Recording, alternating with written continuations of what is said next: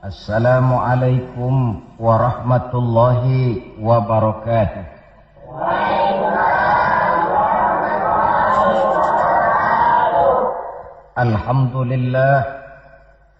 Alhamdulillahillazi asra bi'abdihi laylan minal masjidil harami ilal masjidil aqsa.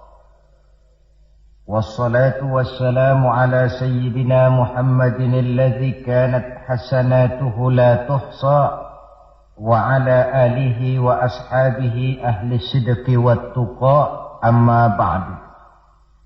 Saudara-saudara hadirin yang berbahagia, manusia ini hidup dalam 3 dimensi waktu: masa lalu, masa sekarang, dan masa yang akan datang. Masa lalu katanya adalah kenangan. Masa sekarang adalah kenyataan. Dan masa yang akan datang adalah harapan, impian, khayalan, atau cita-cita. Orang yang baik sesungguhnya adalah orang yang pandai mengambil pelajaran dari masa lalu untuk dapat menentukan sikap pada hari ini dan sekaligus merencanakan hari yang akan datang. Sehingga hari ini harus lebih baik daripada kemarin dan besok harus lebih baik daripada hari sekarang ini. Dalam konteksnya dengan itulah kita pada pertemuan kali ini akan membicarakan tentang hikmah Isra dan Mi'raj. Satu peristiwa masa lampau yang tetap tidak kehilangan relevansinya untuk kita jadikan pelajaran bagi kita yang hidup di penghujung abad ke-20 ini. Kalau kita perhatikan, hampir setiap bulan dalam Islam ini mempunyai nilai-nilai sejarah. Kalau kita bicara Muharram misalnya, kita diingatkan dengan peristiwa hijrah. Kita bicara Ramadan, diingatkan dengan peristiwa nuzulul Quran. Kita bicara bulan Zulhijjah, diingatkan dengan peristiwa kurban. Kita bicara bulan Syawal, diingatkan dengan Idul Fitri. Kita bicara bulan Rabiul Awal, diingatkan dengan Maulid Nabi. Dan kalau kita bicara bulan Rajab, kita diingatkan kepada peristiwa Isra dan Mi'raj. Sebagai yang kita maklum, Quran itu memang bukan kitab sejarah. Tetapi Al-Quran banyak menceritakan peristiwa-peristiwa bersejarah. Dan kalau kita perhatikan, gaya bahasa yang digunakan oleh Al-Quran di dalam menceritakan peristiwa-peristiwa bersejarah itu berbeda satu dengan lainnya. Istimewa sekali bahwa untuk menceritakan peristiwa Isra dan Mi'raj, Allah memulai ayatnya dengan menggunakan kalimat tasbih. Seperti yang kita baca dalam surah Bani Israel ayat pertama. Subhanallazi asra bi'abdihi laylan minal masjidil harami ilal masjidil aqsa. Maha suci Allah yang telah menjalankan hambanya pada suatu malam dari Masjidil Haram di Makkah ke Masjidil Aqsa di Palestina. Mari kita coba dekati ayat ini per kalimat untuk memudahkan pengertian kita di dalam memahami peristiwa Isra dan Mi'raj ini. Ayat ini dimulai dengan kalimat subhanallazi. Dalam ilmu balaghah, kalimat semacam ini disebut dengan kalimat ijaz, yaitu kalimat yang redaksinya ringkas namun isinya padat. Di situ ada kata yang tersirat, yakni lafzul jalalah, sehingga asli kalimatnya subhanallahillazi, maha suci Allah, dan ini disebut dengan kalimat tasbih. Banyak peristiwa-peristiwa bersejarah yang diceritakan dalam Al-Quran, tetapi jarang yang diawali dengan kalimat tasbih. Al-Quran menceritakan bagaimana Allah menciptakan Nabi Adam tidak dimulai dengan kalimat tasbih. Al-Quran menceritakan bagaimana Fir'aun dan bala tentaranya ditenggelamkan di Lautan Merah. Itu kejadian hebat, tidak dimulai dengan kalimat tasbih. Pun Al-Quran menceritakan bagaimana umatnya Nabi Saleh, umatnya Nabi Hud dan lain sebagainya yang ditelan gempa bumi, ditiup angin topan, seluruhnya diceritakan dalam Al-Quran, tetapi tidak satu pun yang dimulai dengan kalimat tasbih. Istimewa untuk menceritakan Isra dan Mi'raj ini, Allah memulai ayatnya dengan kalimat tasbih. Subhanallazi, maha suci Allah.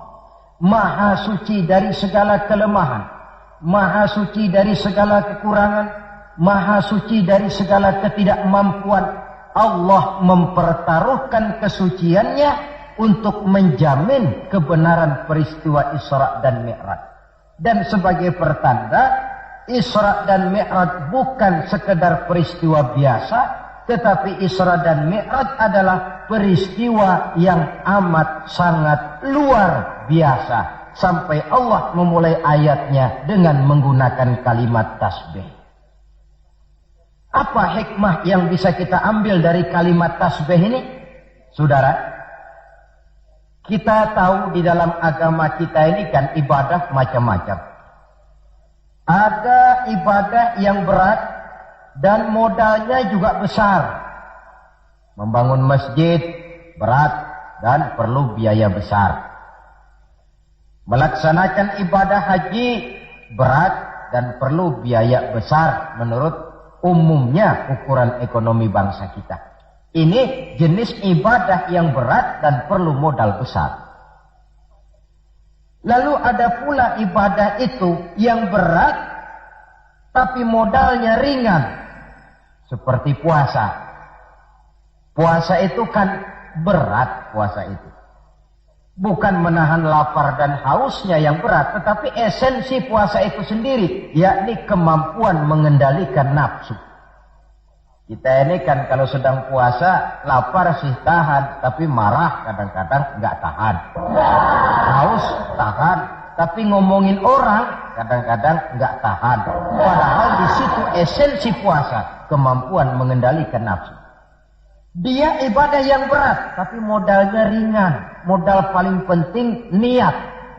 Sahur itu kan hukumnya sunnah muakkadah. Yang wajib itu niatnya. Ini jenis ibadah yang berat tapi modalnya ringan. Lalu ada pula ibadah itu yang ringan, modalnya pun ringan. Agama menyebutnya dengan kalimatut thayyibah. Ucapan-ucapan yang baik yang dibanyak diajarkan oleh agama kita. Bertemu teman, assalamualaikum, ibadah. Memulai pekerjaan, bismillahirrahmanirrahim, ibadah. Melihat sesuatu yang hebat, Masya Allah. Melihat sesuatu yang luar biasa, subhanallah.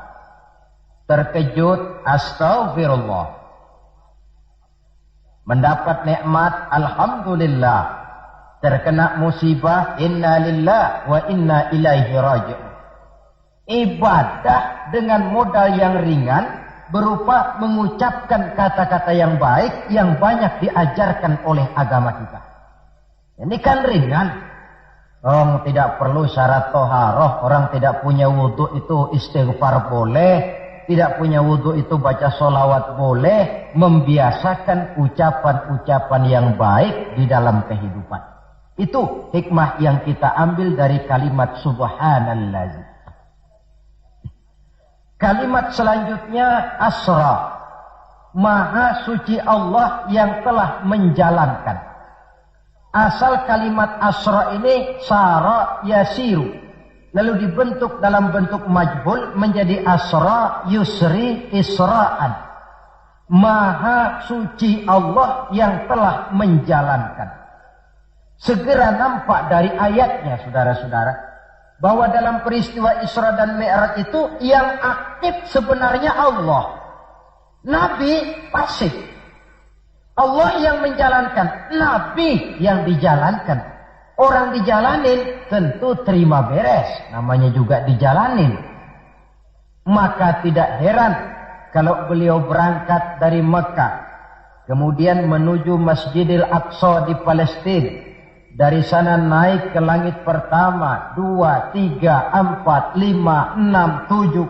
Dari sana naik lagi ke Rafraful Akhdar, sampai ke Sidratil Muntaha, sampai di bawah Arsy, menerima perintah sholat, melakukan kunjungan ke surga dan neraka, kembali lagi ke Mekah tidak lebih daripada 1/3 malam. Kok bisa ya? Kalimatnya asra. Allah yang menjalankan, Nabi yang dijalani. Tentu saja karena dijalankan, beliau lalu terima beres. Andai kata Rasul berjalan sendiri, terang beliau tidak akan mampu menempuh jarak yang demikian jauh dalam waktu yang relatif singkat.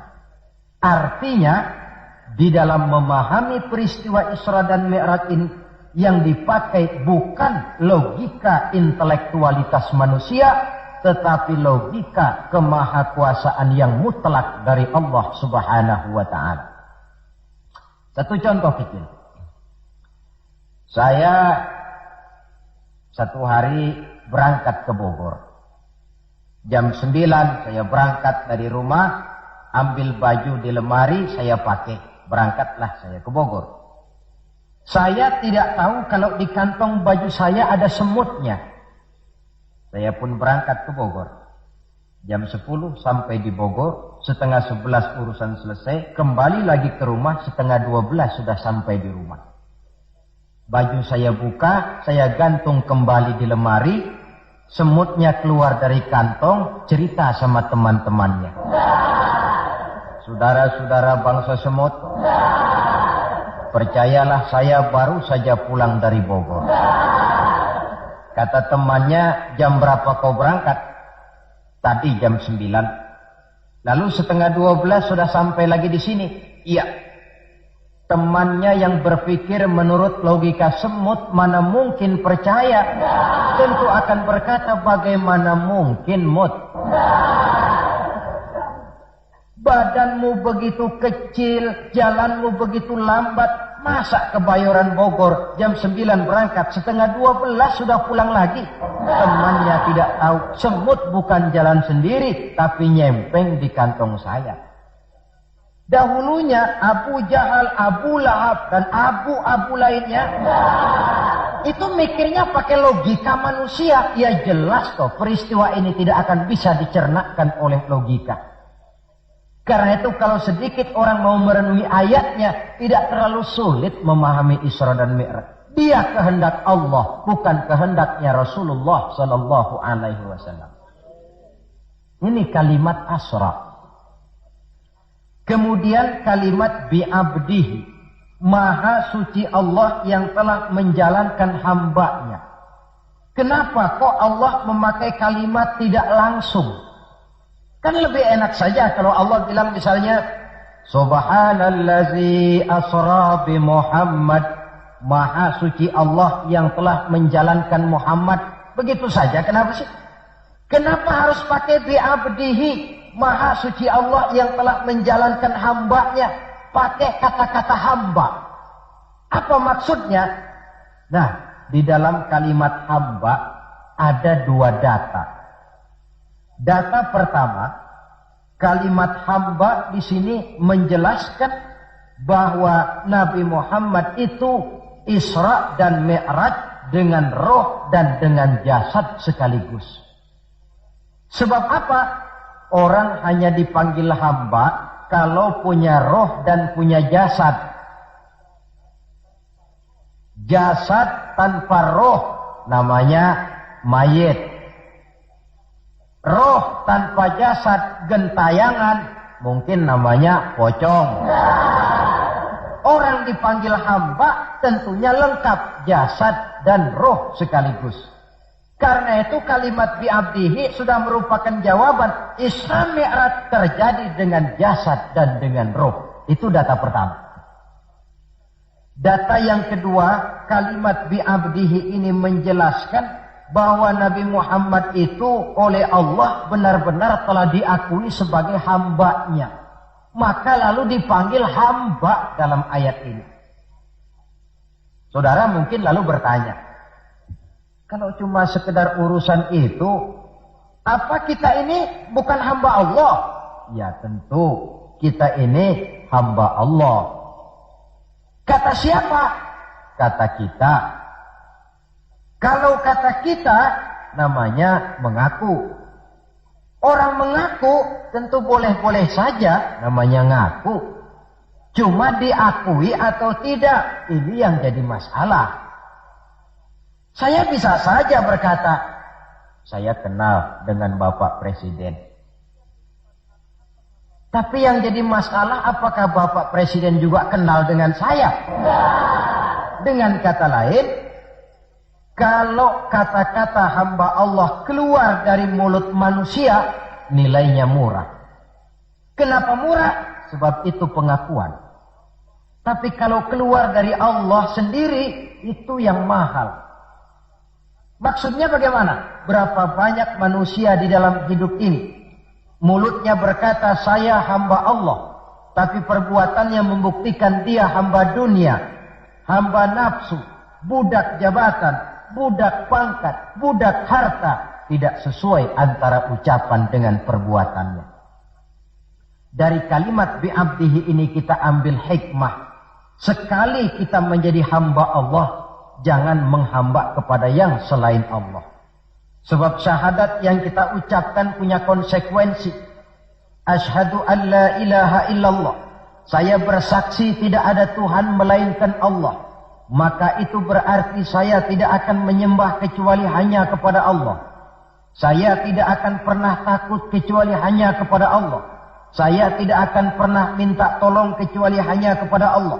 Saya tidak akan menggantungkan hidup kecuali hanya kepada Allah.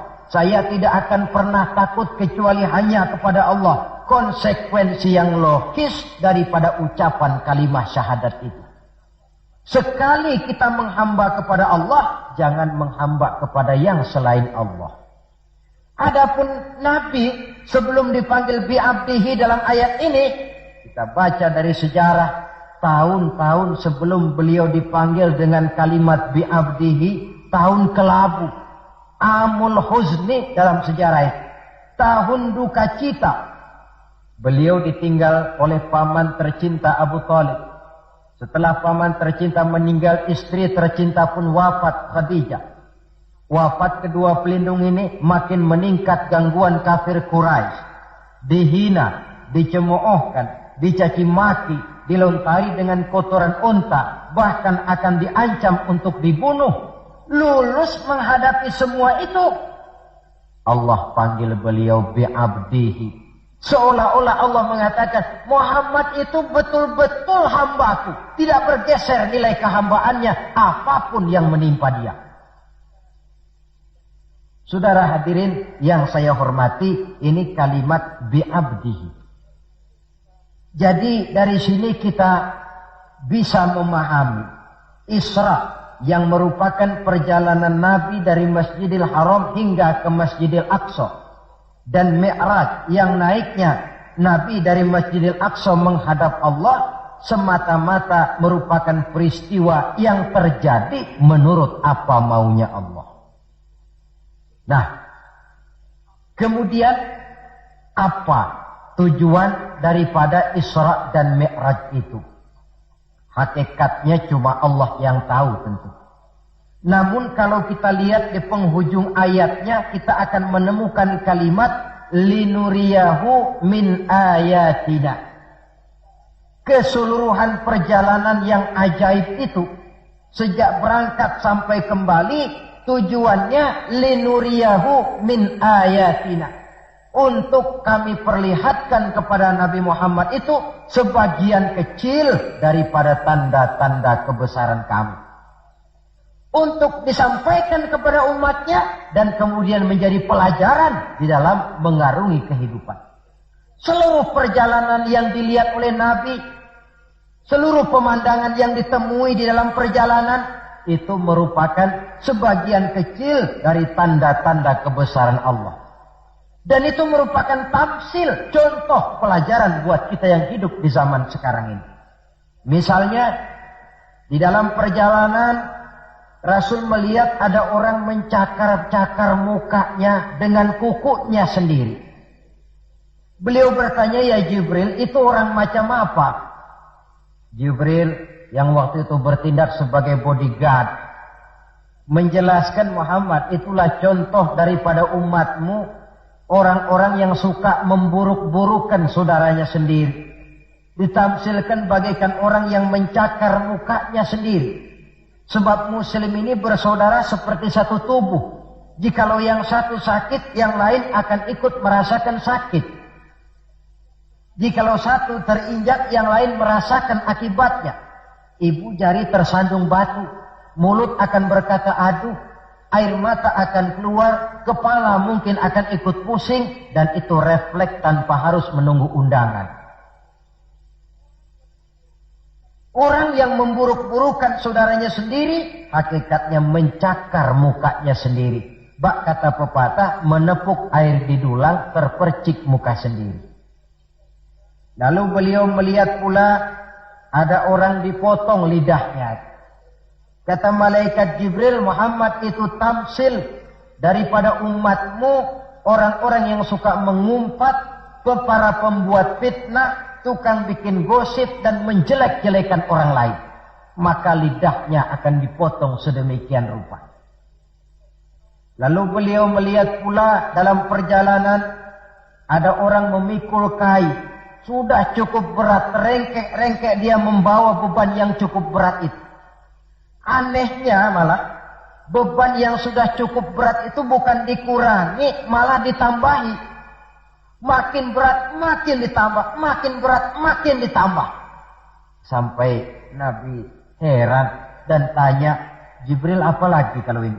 Nah Muhammad, ini tamsil daripada umatmu, orang-orang yang dipercayakan untuk memikul satu amanah, tetapi amanah yang satu belum dia laksanakan, sudah diterima amanah yang lain. Akhirnya bertumpuk-tumpuk di pundaknya amanah-amanah yang harus disampaikan. Orang yang terlalu banyak jabatan, tetapi kemudian ternyata tidak mampu melaksanakan tugasnya. Tapi dikasih jabatan baru, mau lagi. Dikasih yang baru, mau lagi. Soal mampu atau tidak, soal nomor 2, yang penting punya jabatan. Orang yang di dalam menerima suatu pekerjaan tidak pernah mengukur dengan batas kemampuan yang dimilikinya. Lalu beliau melihat pula ada sekelompok orang menanam. Hari itu dia menanam, hari itu juga tumbuh, hari itu juga keluar buahnya. Diketamnya, lalu tumbuh lagi gantinya. Tiap kali diketam, tiap kali keluar buahnya. Itu tamsil apa ya Jibril? Kata malaikat Jibril, wahai Muhammad, itulah satu contoh daripada umatmu, orang-orang yang gemar memberikan bantuan kepada orang yang memang memerlukannya. Mereka yang rajin sedekah, membantu fakir miskin, menyantuni yatim piatu, memberikan bantuan kepada pengembangan dakwah, madrasah, pendidikan dan pesantren. Hakikatnya mereka mengeluarkan uang, tetapi hakikatnya itu adalah untuk kepentingan diri mereka sendiri. Dicontohkan laksana orang, hari itu dia menanam, hari itu tumbuh buahnya. Dia petik, keluar lagi gantinya. Begitu seterusnya, tidak pernah berhenti. Jadi orang yang rajin bersedekah, senang memberikan bantuan kepada mereka yang memerlukannya, pada hakikatnya adalah orang-orang yang tidak pernah merugi barang sedikit pun. Malah milik kita yang sebenarnya adalah apa yang sudah kita belanjakan di jalan Allah. Uang kita di kantong kita adalah uang kita hari ini. Besok barangkali uangnya sopir taksi. Uang yang ada di dompet, uang kita hari ini. Besok barangkali uangnya tukang rokok. Uang kita yang sebenarnya apa yang sudah kita belanjakan di jalan Allah. Baik dalam bentuk zakat, infak, sedekah dan lain sebagainya. Tentu banyak peristiwa yang dilihat oleh Nabi di dalam perjalanan yang seluruhnya merupakan pertanda kebesaran dari Allah Subhanahu wa taala. Nah, saudara, Kemudian di antara tujuan Isra dan Mi'raj, di samping memperlihatkan sebagian kecil tanda kebesaran Allah, menerima perintah sholat. Dari segi menerimanya saja sholat itu sudah istimewa. Coba kita lihat. Allah perintah kita puasa. Cukup turun ayat. Ya ayyuhalladzina amanu kutiba alaikumus siyam. Cukup turun ayat. Allah perintah orang yang mampu untuk melaksanakan ibadah haji. Cukup turun ayat. Allah perintah kita bayar zakat. Cukup turun ayat. Tapi Allah perintah kita sholat. Tidak cukup cuma sekedar turun ayat, nabinya langsung dipanggil. Dari segi ini saja, sholat itu sudah istimewa. Benar kalau Nabi menyatakan, innama masalus sholati fid din kama salir ra'si fil jasad. Kedudukan sholat dalam agama sama dengan kedudukan kepala dalam anggota badan manusia. Kita yakin manusia tidak punya sebelah tangan, mungkin masih bisa hidup. Manusia tidak punya sebelah kaki, barangkali masih bisa hidup. Manusia tidak punya sebelah telinga, masih bisa hidup. Tapi kalau manusia sudah tidak punya kepala, umpama hidup juga, itu barangkali tulen turunannya kuntilanak. Begitulah kita lihat kedudukan sholat ini di dalam agama. Begitu pentingnya sampai untuk menerima perintah sholat, Allah langsung memanggil Nabi kita Muhammad sallallahu alaihi wasallam. Saudara hadirin yang saya hormati, apa sih sebenarnya perlunya kita sholat itu? Tidak untuk menggembirakan Allah. Se-ASEAN orang tidak ada yang sholat, Allah tidak akan pensiun. Jangan lagi kita berpikir, barangkali kalau kita se-Jakarta ini tidak sholat, Allah rugi. Tidak usahlah se-Jakarta, se-ASEAN lah. Tidak ada orang yang sholat. Allah tetap Allah. Sebab ia menjadi Allah, tidak ada ketergantungannya kepada manusia. Ia tidak pernah mengambil manfaat daripada perbuatan manusia. Sholat yang diperintahkan kepada kita, manfaatnya akan kembali kepada kita. Apa sih manfaat sholat itu dalam hidup ini? Untuk menjawab apa manfaat sholat, coba kita lihat. Ayat yang memerintahkan sholat itu selalu oleh Allah dimulai dengan kata aqimis sholat. Tidak ada i'malis sholat, if'alis sholat, tidak. Mesti aqimis sholat. Dirikan sholat. Bukan kerjakan. Tapi dirikan. Maaf saudara. Mungkin di antara kita sudah banyak yang mengerjakan sholat. Tapi belum banyak yang mendirikan sholat. Apa bedanya Pak mengerjakan sholat dengan mendirikan sholat itu? Kalau mengerjakan sholat itu cuma asal sekedar gugur kewajiban. Kadang-kadang keluar sholat Jumat nukar sendal. Mentang-mentang khotibnya khutbah, saudara-saudara kaum muslimin, ambillah yang baik, tinggalkan yang buruk. Lalu keluar praktek. Padahal sholat, di situ kita lihat bahwa orang macam ini sebenarnya hanya sekedar baru mengerjakan sholat, belum mendirikan sholat. Padahal agama menuntut kita dirikan sholat. Apa pengertian mendirikan sholat itu? Mendirikan sholat artinya mengerjakan sholat dengan betul, cukup syarat rukunnya, selesai sholat, ajaran sholat diterjemahkan di luar sholat. Itu artinya mendirikan sholat.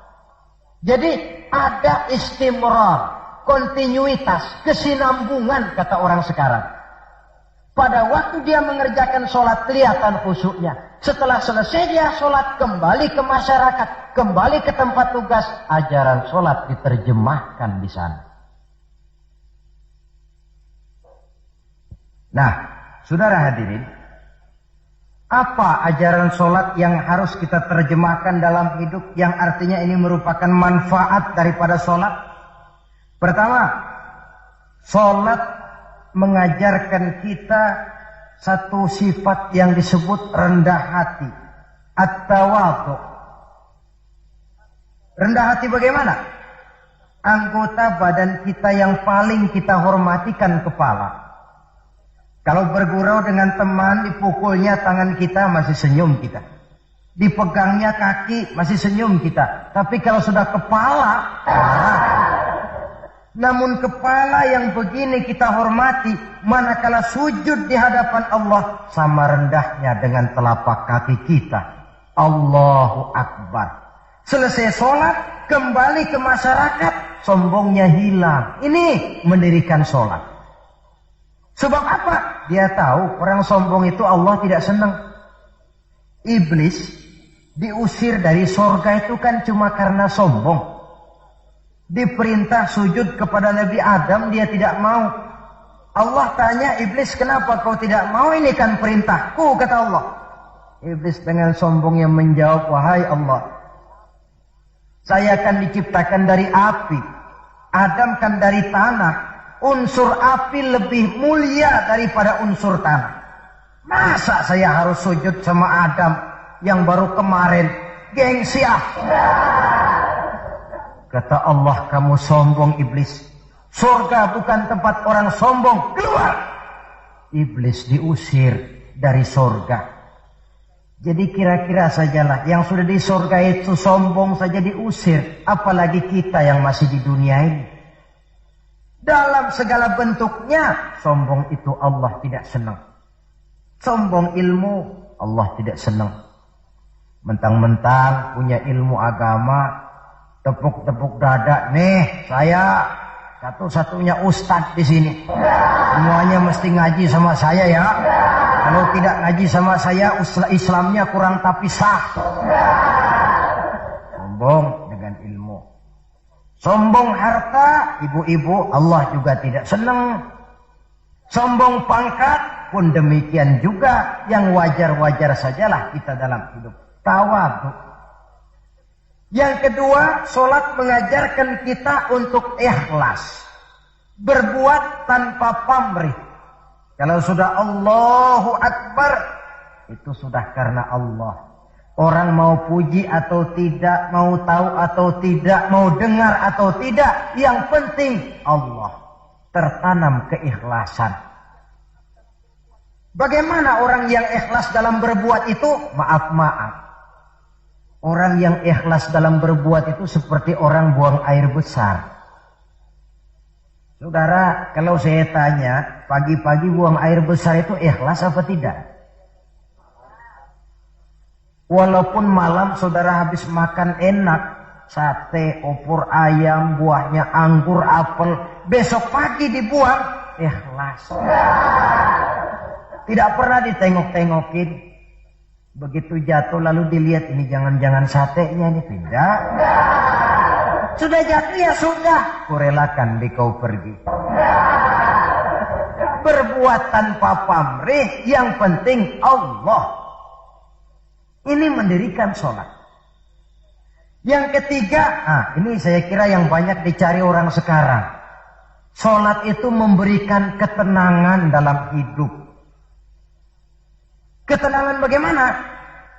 Kita manusia hidup ini kan punya ambisi dan emosi. Yang orang lain punya, kita kepengen. Yang orang lain bisa, kita kepengen. Itu wajar, namanya manusia mesti punya emosi. Tapi emosi yang membludak tanpa dinetralisir akan bisa menimbulkan psikosomatik. Di mana manusia disiksa oleh perasaannya sendiri. Cobalah. Kadang-kadang dia lihat tetangganya beli televisi berwarna. Tetangga yang sebelah meriang.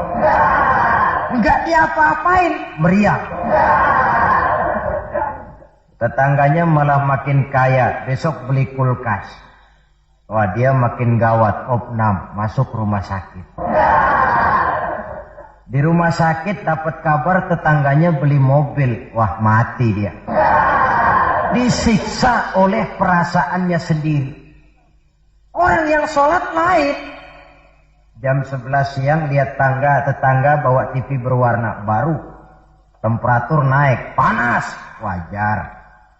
Datang waktu zuhur. Kutub-kutub badan yang panas karena lihat tetangga bawa TV baru. Didinginkan oleh air wudhu. Begitu terkena air wudhu, temperatur turun seadem. Selesai wudhu menghadap ke arah kiblat, usolli fardhu zuhri, Allahu Akbar, Allah yang maha besar. Temperatur makin turun ke titik nol, titik netral. Sebab apa? Dia sudah berhadapan dengan zat yang maha besar.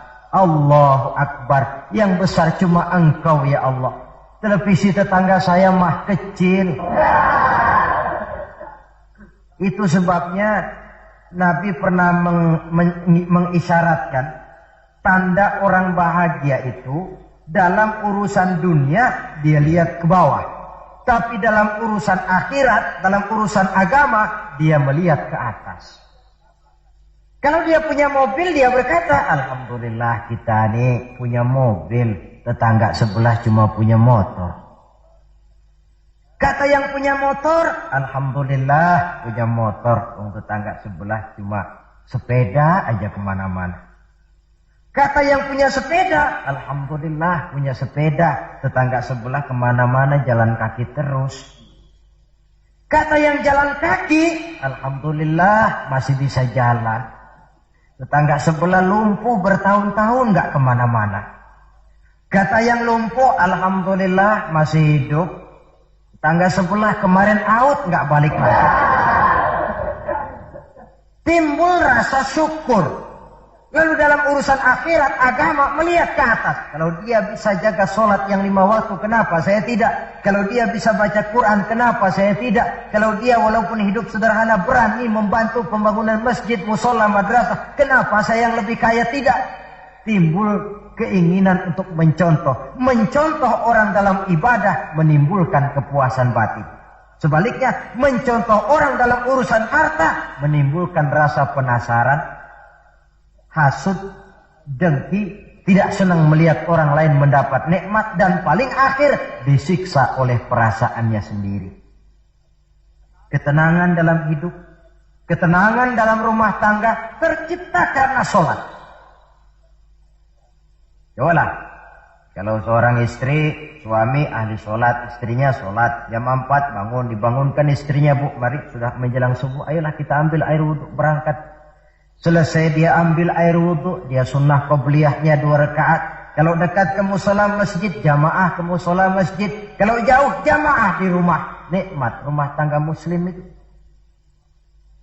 Si suami jadi imam, istri jadi makmum. Suami takbir, istri takbir. Suami ruku, istri ruku. Suami sujud, istri sujud.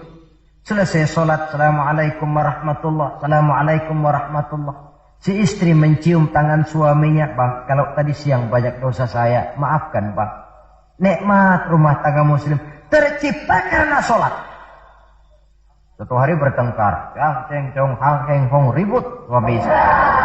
Datang waktu zuhur, kata suaminya, bu, waktu zuhur sudah datang. Pertempuran kita hentikan sebentar. Gencatan senjata mulai. Ayo kita sholat. Ayo kau jadi imam lah. Suami jadi imam, istri jadi makmum. Biar monyong-monyong dikit, sholat. Saya sholat, assalamualaikum warahmatullah, assalamualaikum warahmatullah. Si suami menoleh ke belakang, bu, kalau memang masih penasaran, terusin yuk. Saya kira kalau memang masih terus juga, itu memang dasar ahli bertengkar. Sudah profesional itu. Pakai sholat saja tidak mempan, bagaimana pula dengan yang lain. Sholat membawa ketenangan dalam hidup pribadi, berumah tangga, bahkan bermasyarakat sampai kepada bernegara. Inilah makna inna sholata tanha anil fahsya'i wal munkar. Sholat yang didirikan dengan betul mampu mencegah manusia daripada perbuatan yang keji dan munkar. Saudara hadirin yang saya hormati, dengan demikian maka Sholat adalah keperluan kita, bukan keperluannya Allah. Dan waktunya sudah diukur sedemikian rupa. Coba lihat, antara subuh dengan zuhur itu intervalnya panjang. Sebab apa? Allah juga tahu di situ jam-jam sibuk. Pegawai di kantor, petani di ladang, di sawah, pedagang di pasar. Maka di situ tidak ada sholat kecuali sholat sunnah. Bekerja kita dari pagi sampai siang sampai udara panas. Timbul stres. Datang refreshing, istirahatlah. Jangan diporsir, ademi dengan wudhu. Lalu sholat zuhur. Selesai sholat zuhur, kembali lagi ke tempat tugas. Antara zuhur dengan asar, intervalnya lebih pendek. Sebab apa? Dalam udara panas, kerja cepat melelahkan. Maghrib dengan isya, intervalnya lebih pendek lagi. Sebab apa? Sudah masuk malam. Sebagian besar kejahatan justru terjadi pada waktu malam. Antara isya dengan subuh, intervalnya memang panjang. Tapi di sana ada terminal kontrol cadangan yang disebut tahajud, hajat, dan sebagainya. Terminal-terminal kontrol cadangan untuk menjaga stabilitas temperatur batin manusia.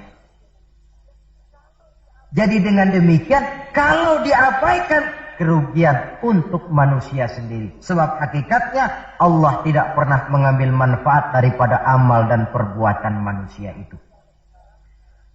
Nah, saudara-saudara, dari uraian yang singkat ini kita ambil beberapa kesimpulan. Pertama, Isra dan Mi'raj adalah maunya Allah. Kita manusia punya kemauan, Allah juga punya kemauan. Kalau kemauan kita sesuai dengan kemauan Allah, tentu jadi. Kalau tidak, ya tidak. Maunya Allah yang jadi, bukan maunya kita. Nah, agar mau kita dimaui Allah, caranya bagaimana? Mudah saja. Ikuti apa maunya Allah, nanti dia ikuti maunya kita. Dekati Allah, nanti dia dekat dengan kita. Kalau dekat, fasilitas tentu dikasih. Memang kita dekat sama lurah saja kadang-kadang dapat fasilitas kan. Dekat dengan orang-orang tertentu bisa mendapat fasilitas. Dekat dengan Allah, demikian juga adanya. Sarana komunikasi yang paling efektif untuk mendekati Allah, sholat adanya. Yang kedua, seluruh kejadian dalam alam hanya bisa terjadi karena dua proses. Pertama yang disebut proses kauniyah, yaitu seluruh kejadian yang terikat oleh hukum kausal, hukum sebab akibat. Kalau begini, mesti begitu. Kejadian seperti ini bisa diperhitungkan, dapat diperkirakan, dan bisa dianalisa. Tapi ada kejadian lain yang disebut proses rabbaniyah. Kejadian yang terjadi menurut apa maunya Allah dan tidak tunduk kepada manusia, kepada hukum kausal. Contoh, kalau ada anak kecil, logika kita akan lalu mikir, ini ada anak kecil, mesti ada bapaknya, mesti ada ibunya.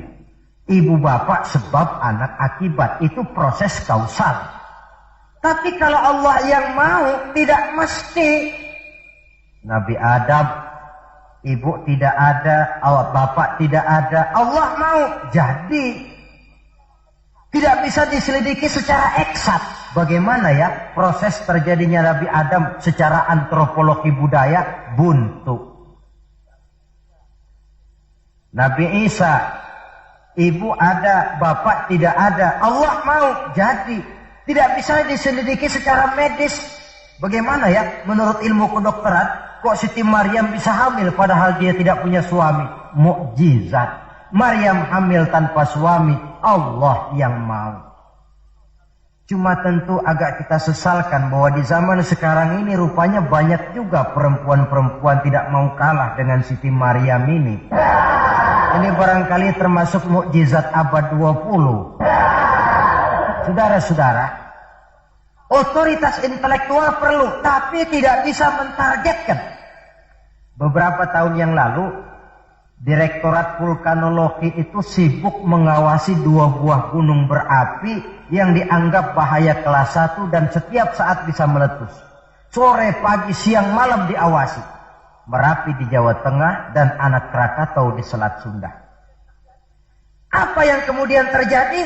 Yang diawasi tenang-tenang saja. Yang tidak diawasi malah batuk-batuk. Galunggung.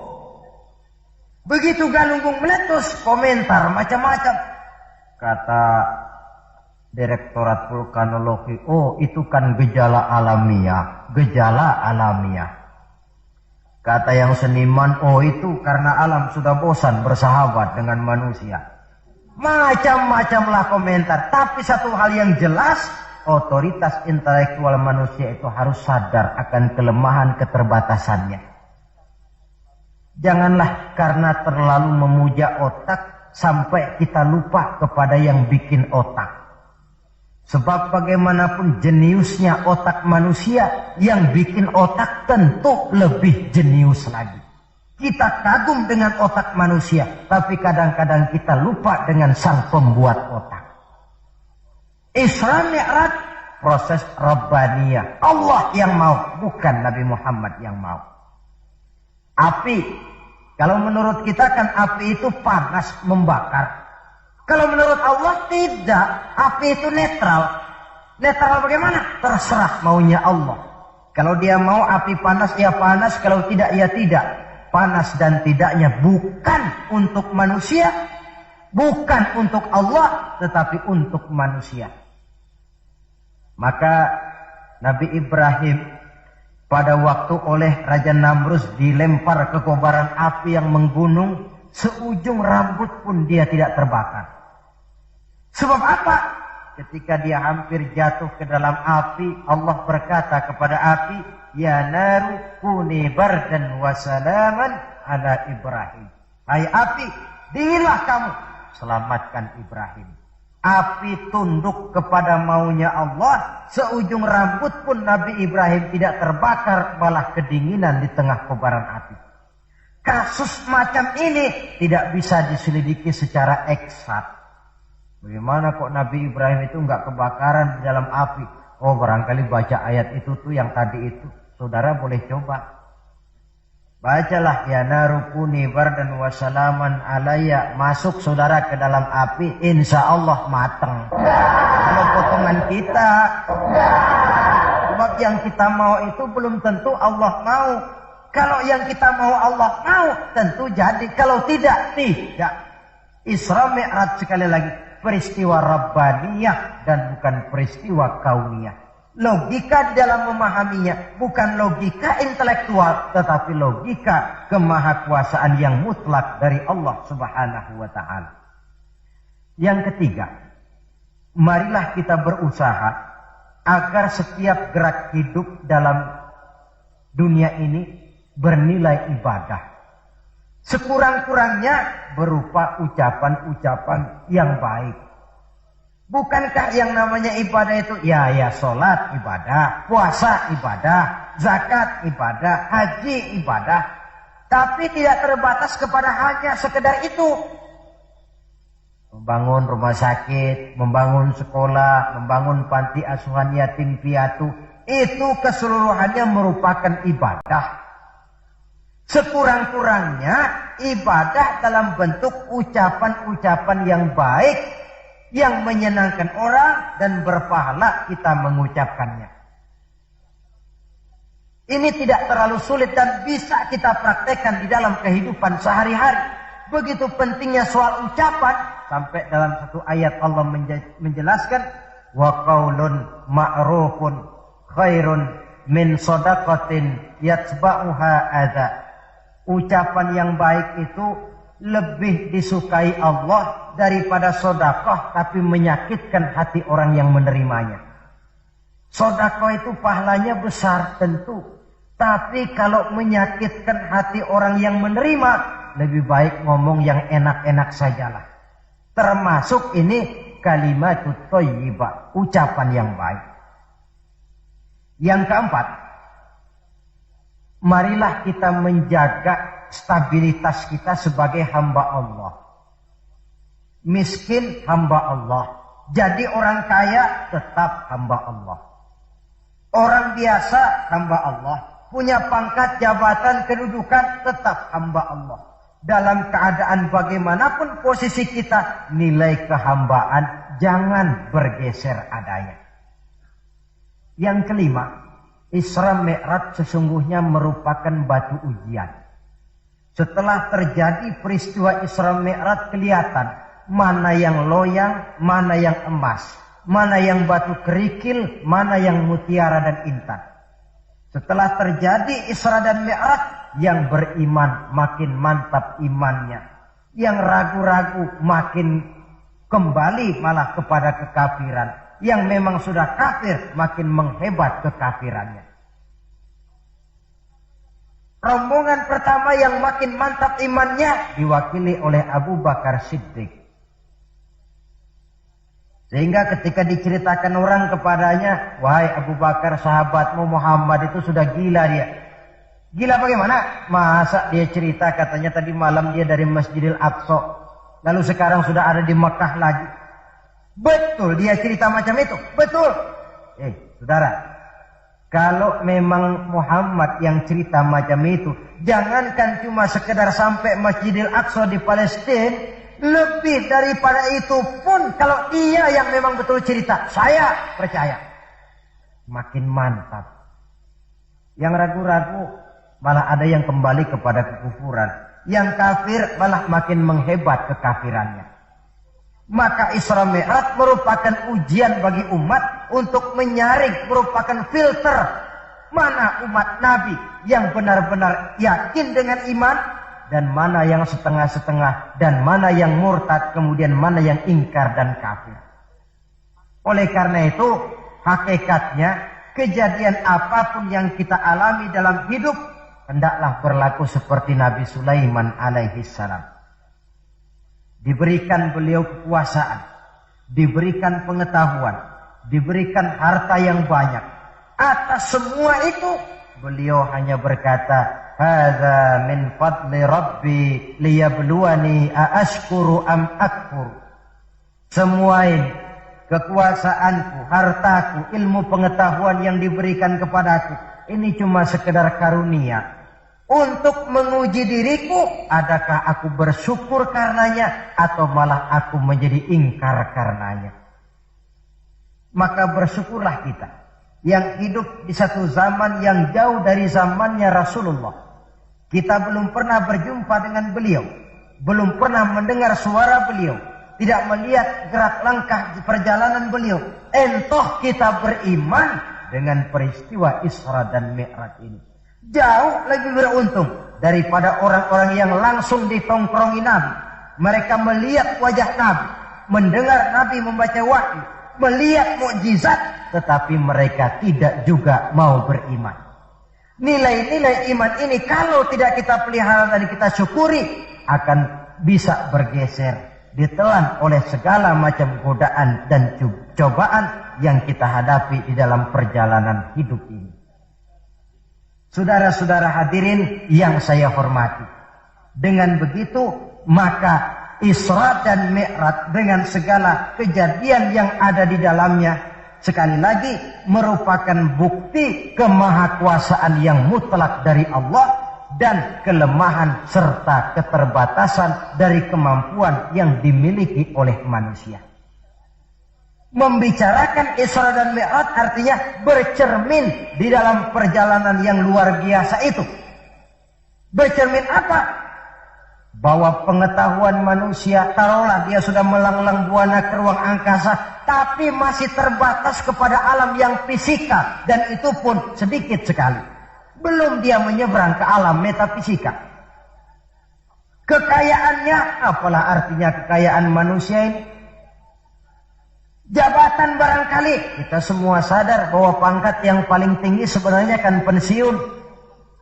Titel yang paling akhir tidak lain adalah almarhum. Setiap kita akan berjalan ke arah itu, sehingga tidak terkena apa yang diingatkan Allah. Kalla innal insana la yatgha ar-ra'ahu istaghna. Manusia itu mudah lupa diri manakala melihat dia sedikit mampu, kaya, berkuasa, pandai, mudah lupa diri. Cobalah lihat berapa banyak orang-orang yang tadinya sudah adil, berjuang menegakkan keadilan, namun di tengah jalan dia bisa berbalik meluncur menjadi orang yang justru menginjak-injak keadilan itu sendiri. Berapa banyak orang-orang yang tadinya sudah benar, berjuang menegakkan kebenaran, atau sekurang-kurangnya berniat untuk membela kebenaran, tapi di tengah jalan dia bisa berbalik menjadi orang yang justru hanya mau benar sendirian, walaupun tidak benar bagi orang lain. Wa idza massal insana durru da'ana li janbihi aw qa'idan aw qa'ima falamma kashafna anhu durrahu marra ka'an lam yad'una ila durrin massahu.